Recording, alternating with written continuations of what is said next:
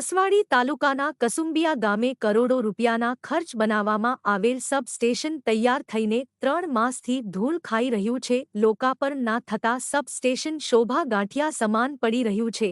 25 જેટલા ગામોમાં વીજ લાઇનમાં લોડ શેડિંગની સમસ્યાથી લોકો હેરાન પરેશાન। રાત્રિના ટાણે લાઇટો ગુલ થતા લોકોને મુશ્કેલી વેઠવાનો વારો। સરકારના મંત્રીઓ પાસે લોકાર્પણ માટે સમય જ નથી।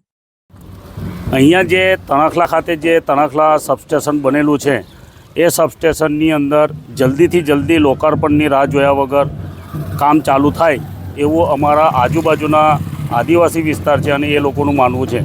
અહીંયા જે અમારી તણખલાથી જે લાઈન જાય છે ગોયાવાડ સુધી, જે આજુબાજુ લગભગ 50 ગામડાની અંદર, એ ટોટલી સબસ્ટેશનનો પુરવઠો અમારો અમદલા એસએસમાંથી આવે છે। અમદલા એસએસમાંથી જે ઝાડીની વચ્ચેથી અમારી લાઈન આવે છે, તો અહીંયા જે વરસાદ પડે છે તો તરત જ લાઈન ફોલ્ટમાં જતી રહે છે અને 10-10, 12-12, 15-15 કલાક સુધી વીજ પુરવઠો અમારો બંધ થઈ જાય છે। માટે જેમ બને તેમ જલ્દી જો આ લાઈન ચાલુ થાય તો આજુબાજુના 50 ગામને લાઇટની બહુ સારી સુવિધા મળે એવું છે। બનીને સબસ્ટેશન ધૂળ ખાય છે, શું કહેશો?